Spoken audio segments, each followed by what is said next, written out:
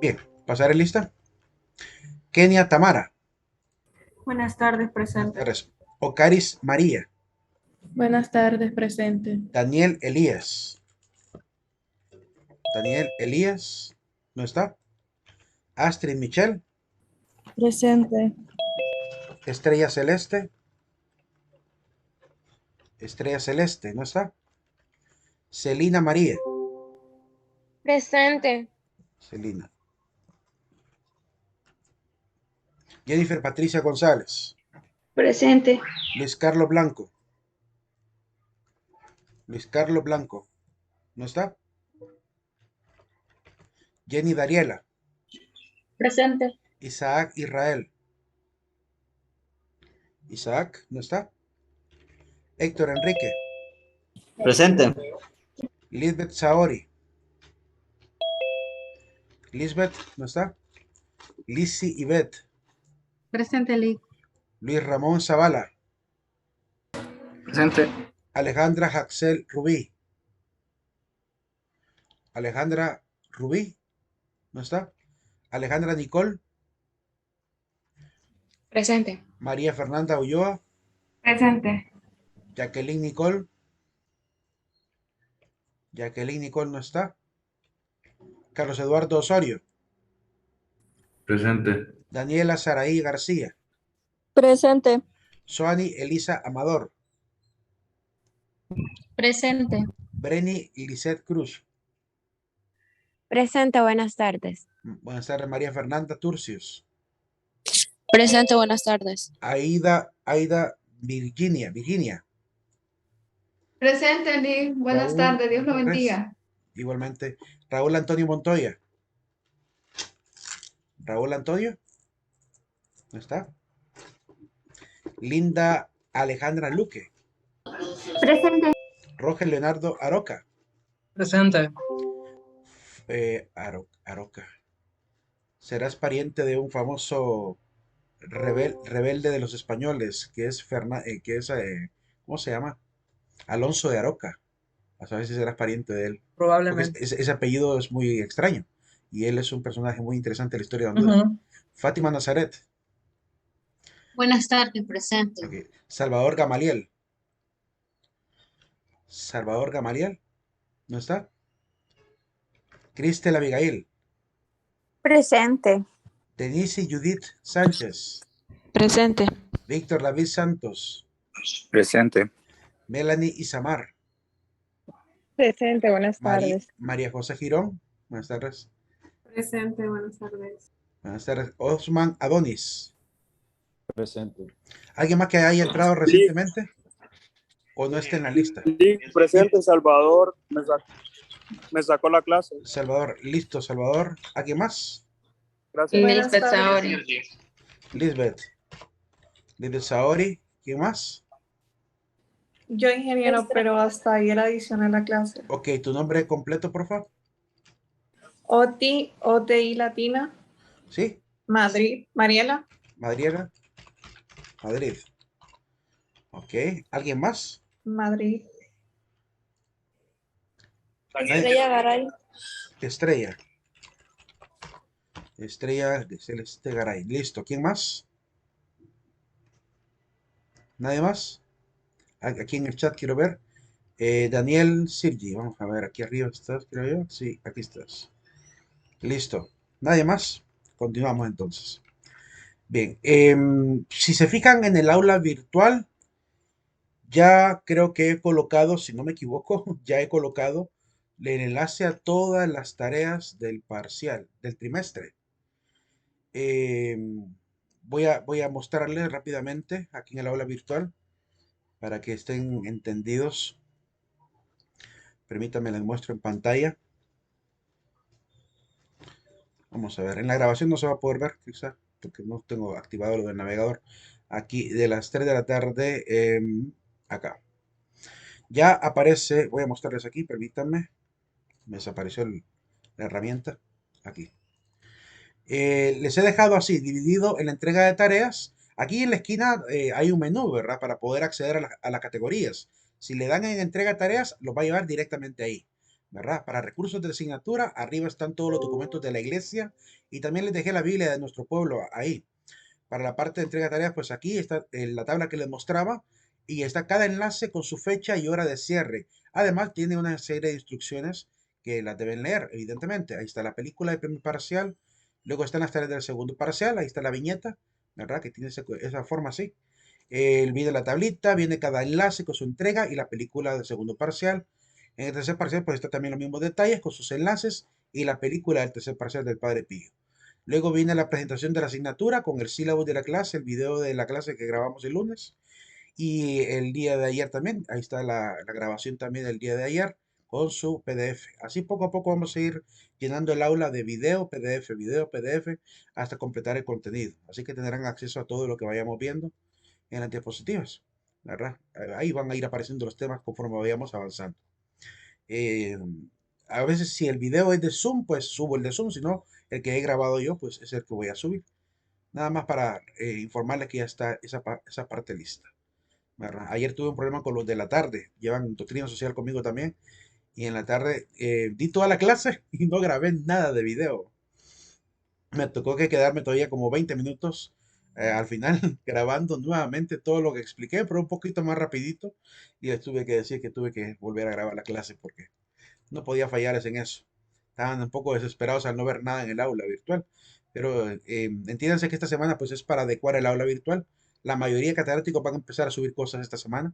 Además que algunos también tenemos problemas de acceso a las plataformas también. Ahorita solamente con el hombre frente a la vida tengo problemas. Bien, estamos hablando del día de ayer de la responsabilidad de la iglesia, específicamente. Solo permítame activar aquí en la grabación también, que aparezca la pantalla en grande, porque si no, no lo muestra. No lo lee el programa hasta que yo no le doy que busque la aplicación. Les comparto la diapositiva entonces para continuar. Estamos hablando de esta situación, pues que hay opiniones encontradas a veces en la iglesia cuando se refiere a temas sobre todo de cuestión, no sé, administrativo, disciplinar, moral, político. En eso puede ser que estemos a veces con facciones dentro de la iglesia. Sin embargo, a pesar de esas divisiones, a pesar de esas incongruencias, hay que entender que hay una doctrina bien establecida, una doctrina bien razonada, que es la que prácticamente vamos a tratar de explicar aquí durante la clase, por lo menos en cuestiones en cuanto a las cuestiones sociales. Evidentemente también a nivel teológico también han habido a veces divisiones, pero hay una doctrina claramente definida, ¿verdad? Que es lo que nos mantiene unidos a pesar de estas pues posibles desavenencias o desacuerdos que hayan entre los diferentes grupos de la misma iglesia. Hemos tenido sacerdotes muy conservadores, sacerdotes muy de pensamiento bastante liberal, ¿verdad? Sacerdotes muy de pensamiento muy democrático, ¿verdad? De todo ha habido, pues en la viña del Señor.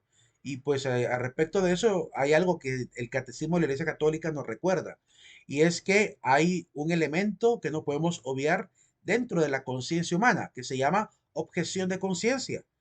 Por ejemplo, si en un sistema político como el de Honduras viene un sacerdote y no quiere decir nada sobre la política, porque quizás le faltan muchos datos para entender realmente lo que está pasando, y otro tiene datos muy fuertes que le hacen sentir que debe ser un llamado profético fuerte en Honduras para llamar a la reconciliación o denunciar también lo que está pasando, y por tanto su actividad pastoral es un poco más, se puede decir, más fuerte, ¿verdad? Más incisiva. Pues bien, está en su plena libertad de poder hacerlo. La iglesia no le va a decir guarde silencio, cállese, excepto obviamente si se excede el límite del respeto, pero mientras se mantenga fiel a la doctrina de Cristo, ¿verdad? Y trate de ser fiel a ello, pues obviamente cada quien toma la decisión que quiere, ¿verdad? Algunos sacerdotes podrán sentir que un determinado político quizá es buena gente, quizá otro desde otra perspectiva dirá, no, hay algo raro en ese político, y otros quizás hasta estarán en contra. Ante todo ello, pues la objeción de conciencia, la Iglesia Católica lo respeta, ¿verdad? Cada uno va al final de tener que dar cuentas a Dios por lo que cada uno decidió apoyar. Pero que entendamos que la doctrina cristiana católica sí es una, y obviamente es la que vamos a tratar de comprender poco a poco. Veamos lo siguiente. La doctrina social de la iglesia está orientada al desarrollo del hombre y de la sociedad. En la solicitud de Rei Socialis, que vamos a ver más adelante en el numeral 1, quiero empezar citando esa primera encíclica, dice la Iglesia, la preocupación social de la Iglesia orientada al desarrollo auténtico del hombre y de la sociedad, porque ahí se habla de otros tipos de desarrollos, un desarrollo muy tecnocrático que omite o a veces abandona o niega incluso los derechos al hombre. Es decir, el hecho de hacer primar la máquina por encima de las oportunidades laborales, eso quiere decir que le damos más importancia al capital y al desarrollo mecánico que obviamente al desarrollo del hombre. Entonces, ahí podemos ver que el desarrollo a veces no es tan auténtico como parece. Ahí los gobiernos se llenan la boca diciendo que están como países desarrollados, pero a la par de ese desarrollo hay una cantidad de gente que está viviendo en una situación muy precaria, ¿verdad? Ustedes, por ejemplo, si buscan en internet las ciudades más ricas del mundo, entre ellas está Los Ángeles, California, una de las ciudades más ricas del mundo, pero está rodeada de una cantidad de gente que está homeless, sin hogar. Un montón de gente sin hogar en las calles de Los Ángeles, durmiendo en champitas, en tiendas de campaña, con pequeñas telas ahí amarradas con mecate. Así están durmiendo. Hace poco se viralizó un video que de alguna manera han querido como que seguramente censurarlo porque revela la realidad de una sociedad enriquecida como ahí en la comunidad, la ciudad de Los Ángeles, ¿verdad? Con la gran cosmópolis en el mero centro, aquella famosa gran torre casi circular, ¿verdad? Que se ha hecho muy, muy popular por los juegos de video también. Y a pesar de esa cosmópolis, unas cuantas calles antes, quizás unas 10 15 calles antes de llegar a la gran cosmópolis, está la gran barriada de ciudades tipo San Pedro Sula, pero con un montón de gente durmiendo en la calle. No hablamos de uno o de dos, hablamos hasta de 20 30 personas durmiendo en cada una de las calles y aceras de Los Ángeles, California. Entonces, ¿cuál desarrollo? ¿A qué se refieren con desarrollo? En cierta manera pareciera que han usurpado la palabra para solo referirse al enriquecimiento de unos pocos. Y hemos olvidado que el verdadero desarrollo tiene que de alguna manera hacer a todo el género humano partícipe de ese mismo desarrollo. Porque si no caemos en esa actitud, ¿verdad? Que ya no se respeta para nada a la persona humana. Entonces aquí dice que más bien el desarrollo auténtico del hombre y de la sociedad que respete y promueva toda dimensión de la persona humana y sea expresado siempre de modo muy diverso. Realmente la iglesia espera que el verdadero desarrollo llegue en algún momento, pero hasta ahorita, aunque, como digo, los gobiernos y sus presidentes y sus cumbres se llenan la boca hablando de desarrollo, pero por otro lado, pues, la iglesia tiene la mirada puesta también en el pobre y por eso cuando llegan a las cumbres ahí en la ONU o en las cumbres de Río de Janeiro y todo eso, a llenarse la boca de discursos muy bien elaborados, la iglesia sabe que son discursos al final muy hipócritas, ¿verdad? Ahí tienen, por ejemplo, a la ONU que para el año 2015 se había propuesto en 15 años las famosas metas del milenio. No pudieron en 15 años acabar con la pobreza, erradicar el hambre, erradicar el analfabetismo, un montón como eran, ¿cuántas metas eran? Eran como 15 metas. Entonces querían prácticamente cumplir con cada una de las metas. Y Honduras, junto con otros países, firmaron ese acuerdo de acabar en 15 años con esos problemas que son realmente denigrantes para el hombre de aquí y de ahora. No pudieron cumplir. Entonces, ¿qué hicieron? Se volvieron a reunir, se fueron allá a pasear, ¿verdad? Con hoteles y todo lo que implica ser diplomático, a llenarse otra vez la boca de discurso tras discurso, y ahora tienen los objetivos de 2030.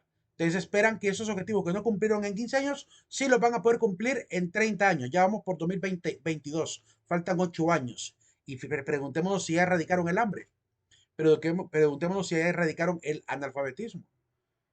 Y solo tienen 8 años, ¿verdad? Solo tienen 8 años para enmendar lo que no se hizo en 15.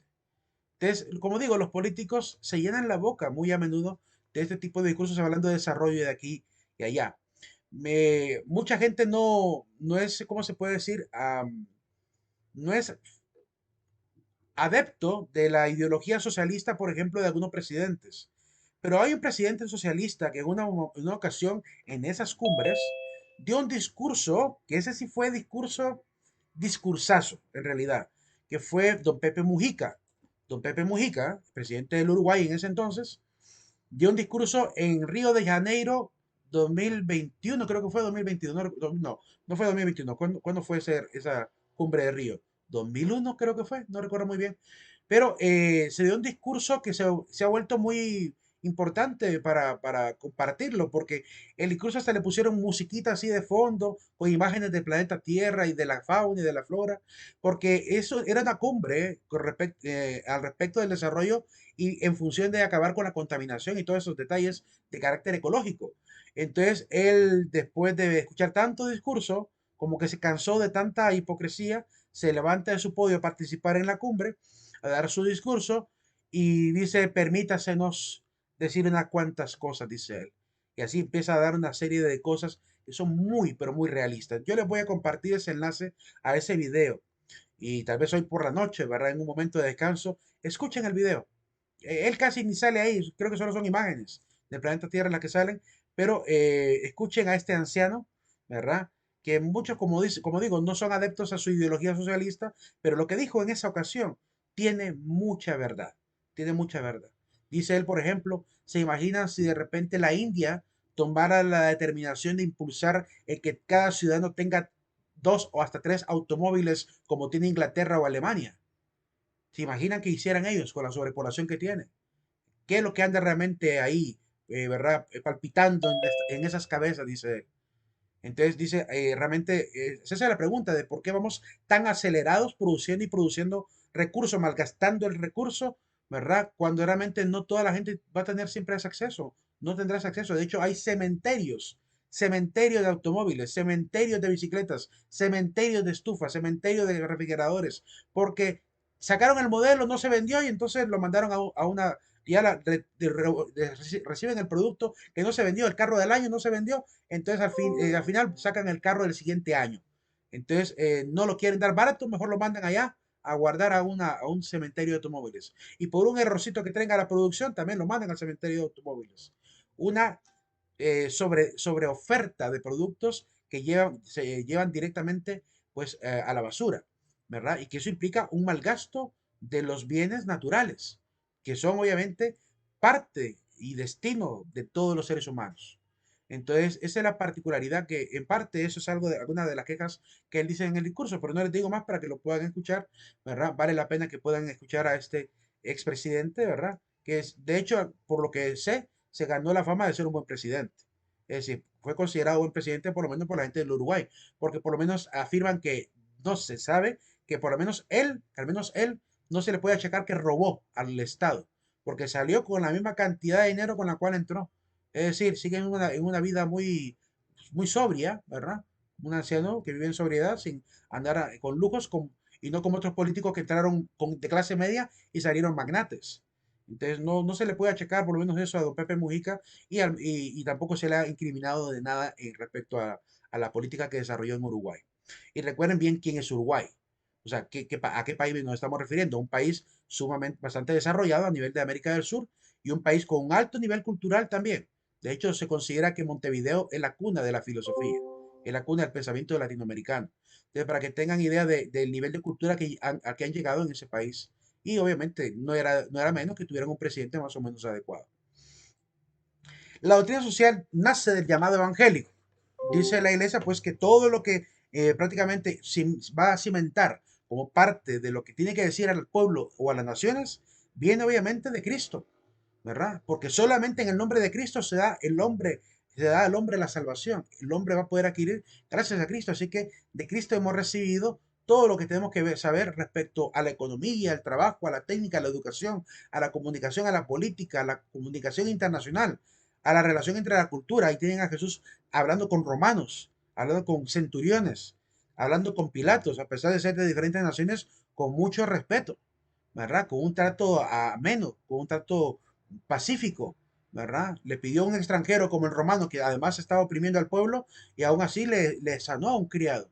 Entonces rompió las barreras de cualquier sistema o estructura opresora, ¿verdad? Vio al hermano detrás del centurión y no vio al centurión, no vio al romano, no se fijó en la condición del lugar al cual pertenecía, ni siquiera la política que desarrolló, solamente le bastó el tema de la fe que tenía en su corazón. Ese tipo de actitud debemos también promover en medio de las naciones, que rompamos las barreras, que la diversidad no se tiene que acabar, no se tiene por qué acabar la diversidad. El Papa Francisco hace alusión a ello. También recuerdo que el Papa Juan Pablo II hizo alusión a ello.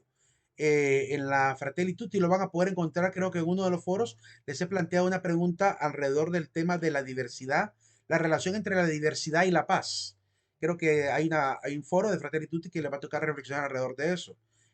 No les adelanto lo que dice, porque si no, prácticamente les doy la respuesta de lo que quiero que reflexionen. Pero hay que considerar, por ejemplo, cómo se puede alcanzar la paz aun cuando somos tan diversos. Creo que esa es la pregunta que les planteé al final. ¿Cómo se puede alcanzar la paz aún entre tanta diversidad? Porque eso es lo que sucede a veces, que creemos que para poder ser iguales, para poder tener paz, mejor dicho, todos tenemos que ser idénticos, incluso culturalmente.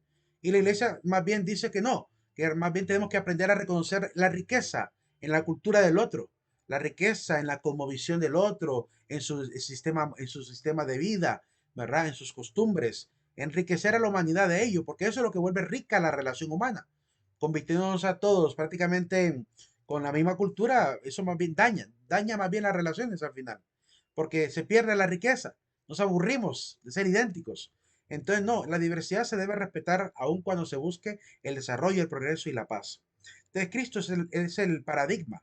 Él pone obviamente la salvación y por tanto, él también él es el paradigma, él es el modelo a seguir con respecto a cómo debemos de interpretar todo lo demás respecto al género humano. Así que siempre que tengamos que hacer reflexiones respecto a la vida cotidiana, tenemos que atender al Evangelio, atender a cuál es el llamado que la iglesia hace y el llamado que Cristo también nos hace como iglesia para poder vivir obviamente en los diferentes ámbitos del mundo.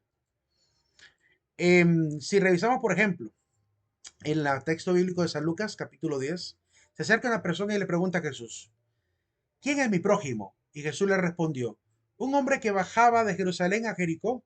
Miren que Jesús nunca respondió de manera directa, siempre se iba, no por la tangente, pero se iba siempre como buen maestro a dar una enseñanza. Un hombre bajaba de Jerusalén a Jericó y cayó en manos de unos ladrones que lo despojaron de todo, lo hirieron y se fueron, dejándolo medio muerto. Casualmente bajaba por el mismo camino, un sacerdote. Lo vio y siguió de largo. También pasó por allí un levita, lo vio y siguió su camino. Pero un samaritano que viajaba por allí, al pasar junto a él, lo vio y se conmovió. Entonces se acercó y vendó sus heridas, cubriéndolas con aceite y vino. Después lo puso sobre su propia montura, lo condujo a un albergue y se encargó de cuidarlo. Al día siguiente sacó 2 denarios y se los dio al dueño del albergue diciéndole, cuídalo, y lo que gaste de más te lo pagaré al volver. ¿Cuál de los tres te parece que se portó como prójimo del hombre asaltado por los ladrones? Y le responde el que tuvo compasión de él. Le respondió el doctor. Y Jesús le dijo, ve y procede tú de la misma manera. Bien, Jesús incluso pone este tipo de ejemplos, ¿verdad? Este pensamiento que hoy llamamos pues una dimensión samaritana, le llamamos en la doctrina social de la iglesia, que es que tenemos que aprender a ver al hermano por detrás de cualquier tipo de frontera. Y la verdadera forma de ser un verdadero creyente, un verdadero buen cristiano, ¿verdad? Sea cristiano católico o evangélico, por igual, la manera de poder cumplir con la palabra de Dios es teniendo caridad. Tengamos en consideración que Jesús pone en contraposición a alguien que en aquel momento era discriminado por pertenecer a una región, ¿verdad? De un grupo de ciudadanos que de alguna manera eran repudiados por Judea. Había una especie de encuentro ahí a nivel de lo doctrinal, porque unos decían que el lugar sagrado era el pozo de Jacob, decían los samaritanos, y por otro lado los judíos decían que no, que era el templo de Jerusalén. Entonces ese debate religioso generó división a nivel de la parte religiosa. Jesús, a pesar de esa diferencia, pone de ejemplo a un samaritano que cumple con la voluntad de Dios de estar pendiente de su hermano, aun cuando aquel que está enfermo o caído, ¿verdad? No es ni siquiera samaritano, es de Judea. Sabía perfectamente que era de Judea. No era un samaritano porque él bajaba, él salió de su región e iba para la parte baja, es decir, para la región de Jerusalén. Y pone en contraposición de este ciudadano extranjero a dos personajes que se supone tenían que haber estado tan comprometidos con la voluntad de Dios porque eran conocedores de la voluntad de Dios. Un sumo sacerdote, ¿verdad? Y un fariseo. Que se supone eran obviamente expertos en la ley, expertos en la voluntad de Dios, en la Sagrada Escritura. Y a pesar de ello, a pesar de eso, el levita y el sacerdote como que les pasó por alto, ¿verdad? Es decir, no se dieron ni siquiera cuenta de que lo que la palabra en el Antiguo Testamento incluso pide es atender también al que está obviamente desvalido. Entonces, hay tantos textos en el Antiguo Testamento que hablan de defender al oprimido, de defender al que está obviamente enfermo, caído o que alguna desgracia le ha caído. La hospitalidad es exigida en el Antiguo Testamento y a pesar de que lo sabían, no lo hicieron. Entonces, ahí hay una gran diferencia que Cristo quiere enseñarnos, que no basta con decir que conocemos la palabra de Dios, que somos cristianos, no basta con decir eso. La acción es importante cuando queremos demostrar realmente que cumplimos con la voluntad de Dios. Ahí a una hermana, no sé si les comenté el día de ayer, pero debatiendo con una hermana me decía que ella era católica, pero no creía en el bautismo ni creía en los sacramentos. Entonces le digo, entonces no es católica. No es católica, porque venir a decir que es católica, pero no va a la iglesia, como hay gente que dice, creo en Dios, pero no voy a ninguna iglesia. Entonces no le crees a Dios, porque Dios ha mandado que nos reunamos como pueblo cristiano, o primero como pueblo de Israel, y después como pueblo cristiano. En el Antiguo Testamento, la asamblea era el pueblo de Israel. Y en el Nuevo Testamento, la asamblea son ese pueblo cristiano, que se reúne para dar culto a Dios, para elevar oraciones, para dar acción de gracias a Dios, para interceder por los otros con la oración. Entonces, venir a decir que creemos en Dios, pero no creemos en lo que Él nos pide que hagamos, es una incoherencia total.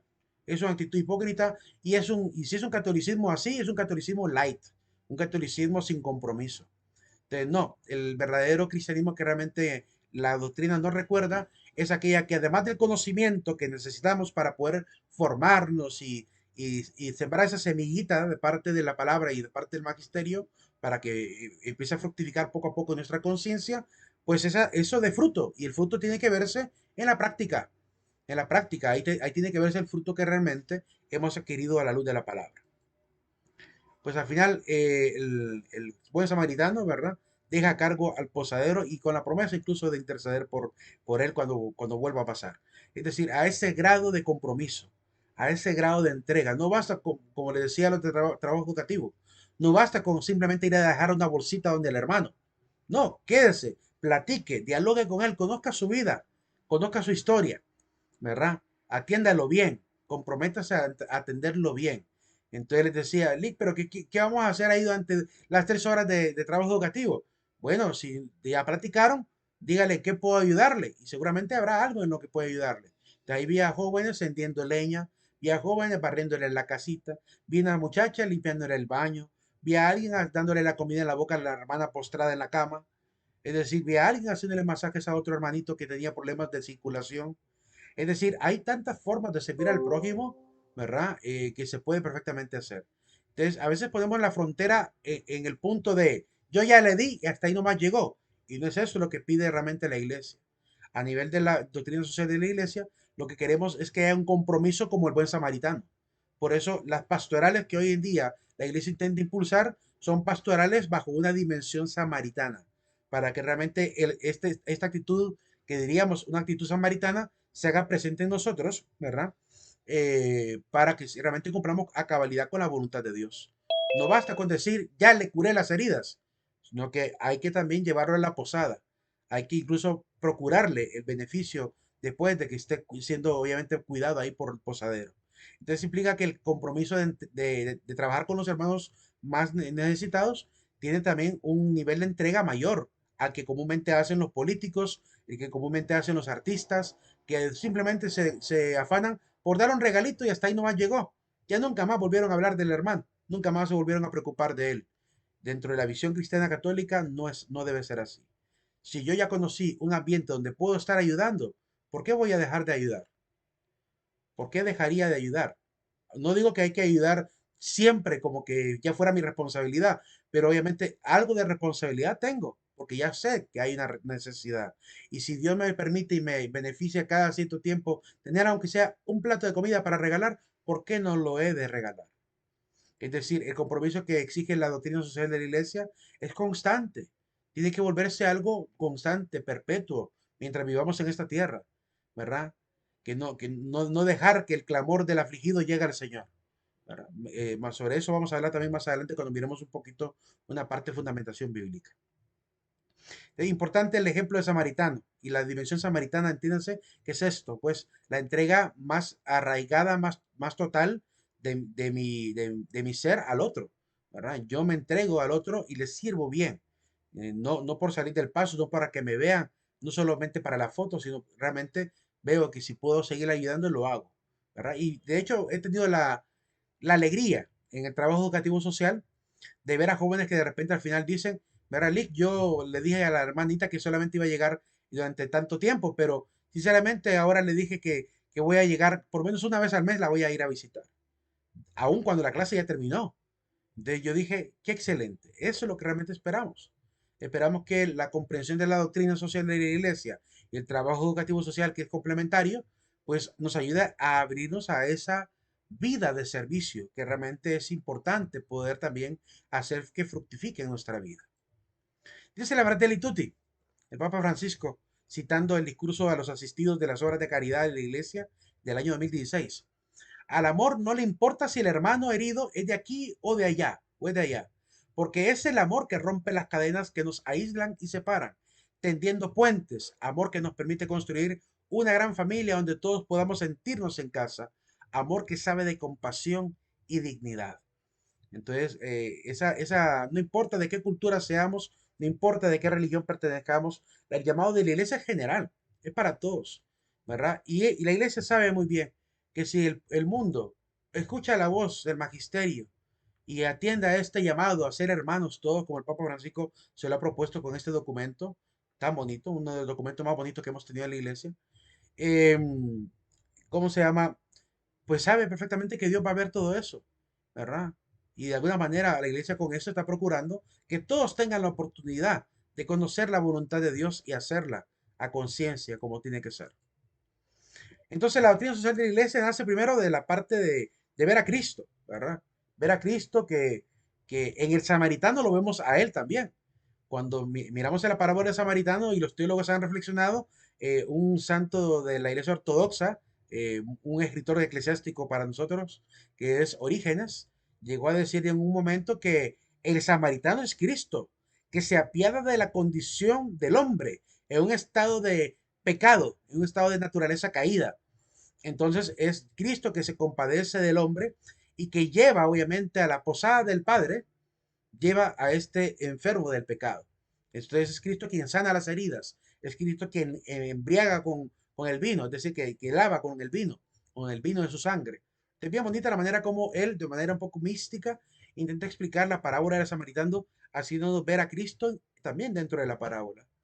Porque Cristo se vuelve el ejemplo para nosotros, es el maestro del servicio, es el maestro del amor.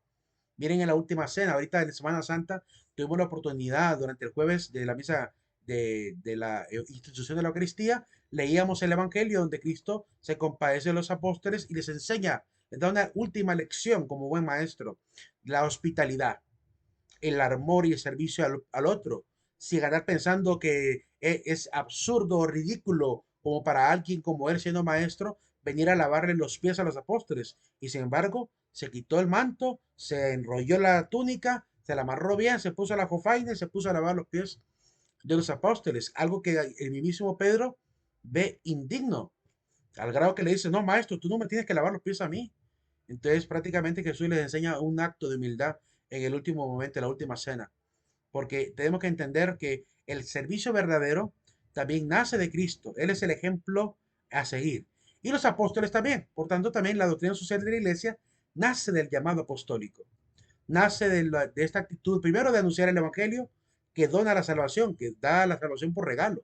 Porque cuando alguien llega con la palabra de Dios a tu puerta y te dice, hermano, vengo a hablarle de alguien que le va a salvar su vida, no le está pidiendo nada a cambio. Lo único que le está pidiendo es que crea en lo que le va a ir a decir. Y quien acepte el mensaje de la palabra, como tiene que ser, con libertad, pues va a adquirir un don que seguramente, si no lo hubiera aceptado, se habría arrepentido, que es el don de la salvación. Y el de vivir libremente, con una libertad auténtica, ¿verdad? Auténtica porque no estaría atado a nada de lo que en este mundo, pues normalmente siempre aparece como cadena, como red del pecado. Entonces, libres del pecado, pues obviamente vivimos en la libertad de los hijos de Dios, que es lo que realmente provee el Evangelio también. Dice el segundo Timoteo, San Pablo le recomienda a Timoteo, a quien puso a cargo de diferentes comunidades, seguramente lo puso a cargo de alguna iglesia en particular, alguna región en particular, y Timoteo como episcopo que era, también tenía bajo la orden de Pablo el cuidado de establecer también presbíteros en las diferentes iglesias, para que siguieran alimentando con el evangelio a todas las personas. Pero a él también le dice, proclama la palabra, insiste a tiempo y a destiempo, reprende, amenaza, exhorta con toda paciencia y doctrina. Miren qué bonito, porque realmente a veces cuando alguien de repente le dice, como me pasó a mí, que le digo yo a esta hermana, si usted realmente vive así como católica, no es verdaderamente católica. Entonces ella se quiso molestar por lo que le dije. Bueno, yo me dice que yo era tóxico por haberle dicho eso. Pues no, es que la palabra de alguna manera, la misma iglesia nos llama a amenazar, pero la amenaza tiene que ser con paciencia y con doctrina.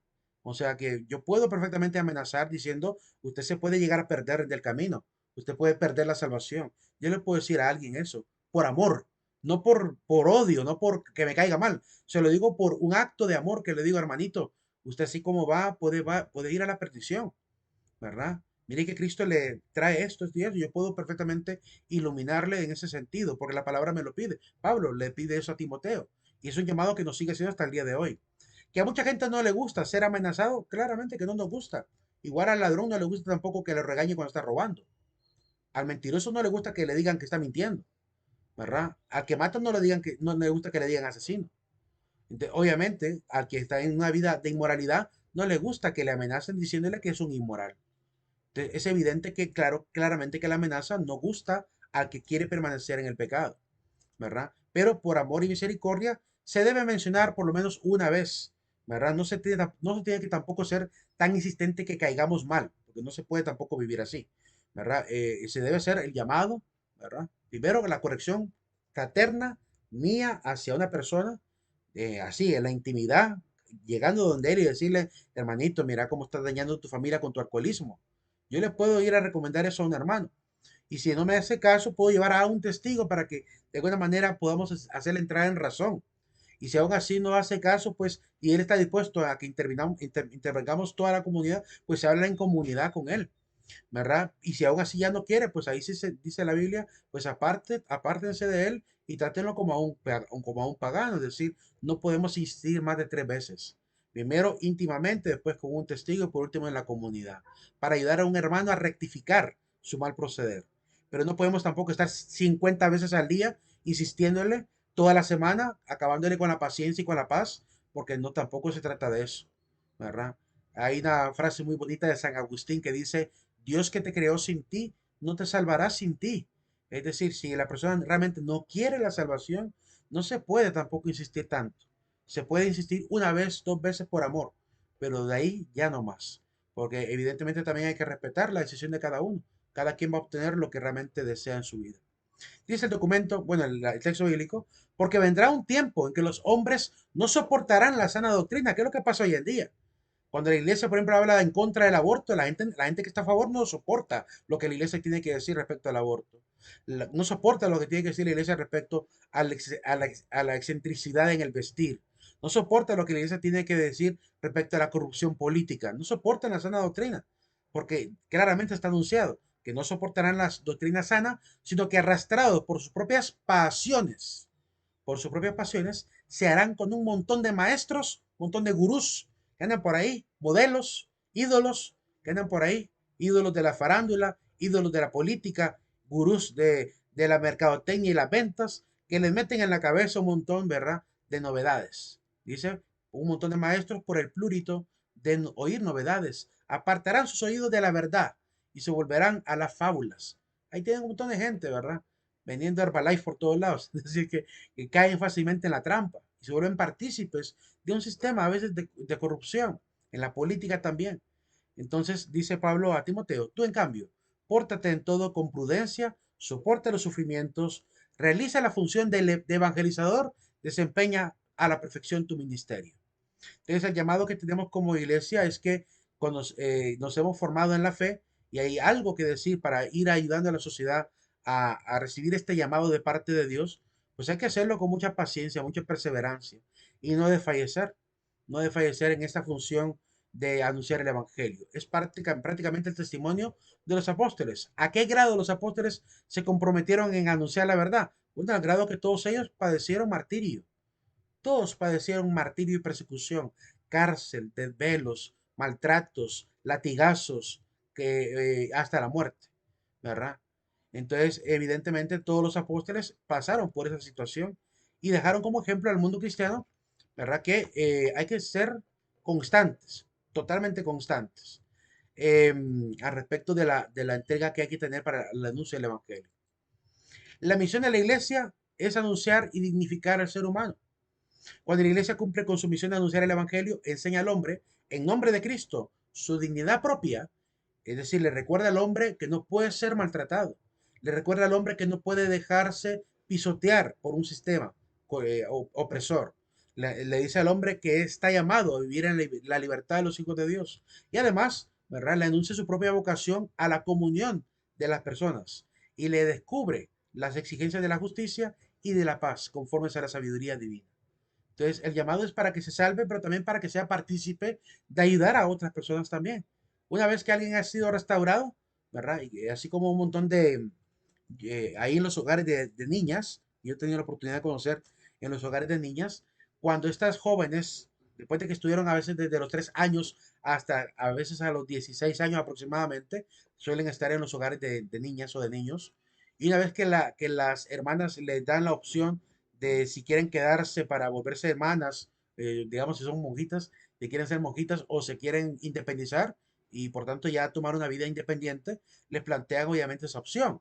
Algunas se quedan probando el postulantado a ver si pueden ser hermanas religiosas para a través del trabajo de hermana devolver todo lo que se le dio a esa persona. Se le dio comida, ropa, estudio durante todo ese tiempo. Y yo he tenido la oportunidad de ver algunas de ellas que sí se han quedado, otras se han vuelto independientes y se volvieron muy responsables, ¿verdad? Se pusieron a estudiar ya a niveles de bachillerato, se graduaron, o algunas se consiguieron a través del mismo hogar de niñas, consiguieron a veces bienhechores internacionales, digamos, padrinos españoles. Y conozco un caso de una niña, por ejemplo, que llegó ya a los 17 años y los padrinos de España la mandaron a traer, se la llevaron para España, ¿verdad? Para que fuera a terminar sus estudios allá. Y otras, pues sus padrinos siguieron ayudándoles a pesar de que ya se independizaron y siguen recibiendo ayuda, ¿verdad? Hasta que incluso hay una que abrió un negocio de venta de comida, ¿verdad? Otras se graduaron y se fueron para probar suerte como emigrantes de Estados Unidos. Decisiones de cada una. Y otras sí se quedaron a ser hermanas postulantes para devolver obviamente lo que tanto se les inculcó, ¿verdad? Que el amor que la iglesia demostró al cuidarlas durante todo ese tiempo, pues de alguna manera ellas en su vida cotidiana, siendo buenas ciudadanas, personas de bien, pues también tienen que devolverlo, obviamente, de alguna manera. Y algunas pues deciden, pues yo quiero ser más radical todavía por Cristo. Yo quiero devolver lo que hicieron por mí de cuidarme, siendo hermana religiosa. Y se quedan a servir, ¿verdad? Y he conocido varias postulantes que se quedaron de estar desde los 3 años como niñitas, que fueron obviamente abandonadas por sus padres, se quedaron a vivir y se volvieron hermanas religiosas, a servir, a seguir el camino de servicio, ¿verdad? Se llenaron tanto de experiencias, les gustó la vida dentro del hogar de niñas, agradó que el trato que las hermanas también les pudieron haber dado, y esos testimonios pues arrasaron para que ellas también se convencieran de que podían devolver parte de esto.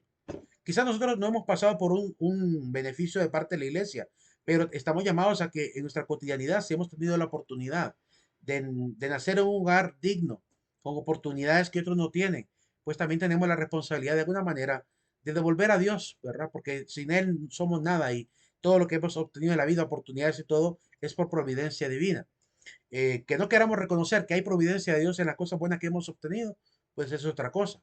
Pero por lo menos el hecho de poder vivir sanamente, de estar completos, que no nos falte nada, ¿verdad? A nivel del cuerpo, cuando hay otros hermanos que nacieron a veces con un problema genético, ¿verdad? Entonces, ese hecho mismo ya nos debe de hacer sentir agradecidos con Dios y la vida, ¿verdad? Porque en realidad a veces la gente olvida la riqueza que tenemos ya desde solo tener un cuerpo completo. Es una riqueza tremenda, ¿verdad? Tremenda riqueza. Más la libertad y la fuerza y la juventud que a veces algunos tienen y aún así no se dan cuenta de que hay que ser agradecidos de alguna manera. Descubriendo su dignidad, aprende el hombre a relacionarse con otros dignos. El llamado de la iglesia es que Una vez que el hombre se descubre amado por Dios, comprende por tanto su dignidad. Dios se ha fijado en mí. Es lo que descubre la persona que se ha sentido amada por Dios. Dios, el trascendente, se ha fijado en mí. Me ha tenido compasión a pesar de que soy alguien insignificante, que en la pequeñez del hombre nos damos cuenta, ¿verdad? Cuando el hombre descubre su pequeñez, se da cuenta de la gran misericordia de Dios, ¿verdad? Esto es como que le diría, hacer analogías respecto a Dios casi no me gustan, porque pueden ser muy desagradables. Pero imagínense como que ahorita leía yo en la mañana un dato de los jóvenes de la UNA que compartieron ahí que todos en el rostro, todos, sin ninguna excepción, andamos portando algunas bacterias y algunos seres minúsculos, que son una especie sí, de bacterias, que tienen como una cabezota y un cuerpecito y unas manitos y que nos andan por toda la cara. Es decir, estamos llenos de bacterias en toda la cara y hay una bacteria que parece un animalito con cola larga, ¿verdad? Que pareciera un topo, pero con colita bien larga. Y ahí pusieron la fotografía, la imagen, bueno, la ilustración de cómo sería ese animalito, ¿verdad? Al microscopio.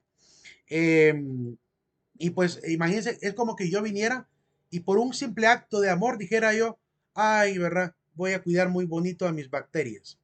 O sea, así me imagino la grandeza de Dios cuidando de algo tan insignificante como el hombre.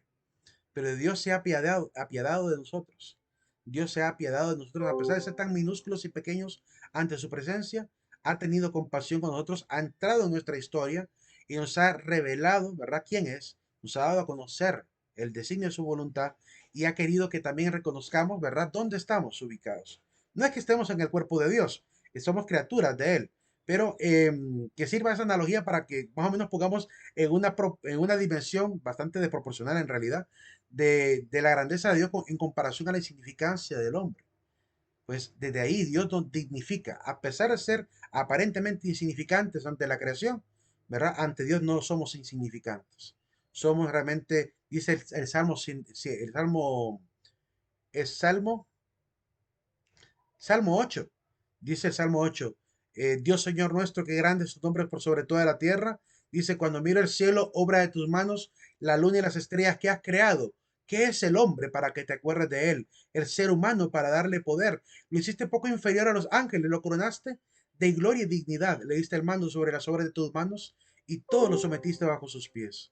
Entonces vemos ahí como en ese texto del Salmo 8, el salmista reconoce la pequeñez del hombre, pero a la vez la grandeza que Dios mismo le ha dado al hombre en su existencia. Eso es lo que nos ayuda a reconocer el amor de Dios también, que nos ha querido que también vivamos ese amor entre nosotros a través de las relaciones humanas que también tenemos cotidianamente. Ahí nos quedamos, jóvenes, por el día de hoy. Nos vemos el día de mañana. Pasen feliz tarde. Gracias. Gracias. Dime. Muchísimas gracias, Link. Dios nos bendiga. Nos vemos. Estas diapos, no sé si no la había escuchado el primer día, pero usted la estará mandando para poder Repíteme por favor la pregunta que se escucha bien lejano. que si las diapositivas usted las estaría mandando para poder repasarlo. Sí, de hecho sí, si te fijaste en el aula virtual, ya está la grabación del día de ayer y está la diapositiva de ayer. Y en el syllabus está lo que enseñé el primer día. Ahí en la página de Moodle, aquí en presentación, esto fue lo del día lunes, mira, este video. Y este documento tiene la información que está en la diapositiva que les dejé, bueno, que está en el video también. O sea, lo que yo enseñé en la diapositiva está en este documento. Y abajo está el video de ayer con el video y aquí está la diapositiva también. Licenciado, Dime. mañana no voy a poder ingresar a la clase porque en mi sector van a quitar la energía eléctrica. Ok, mándame ese Sí, mañana aviso, le mandas. mándame ese aviso y Sí, la excusa. la excusa, como tiene que ser, ¿sí? Sí, la Ok. excusa de la imagen la voy a mandar en Perfecto. WhatsApp. Perfecto. Está bien, Ahí la gracias. miro. Bueno.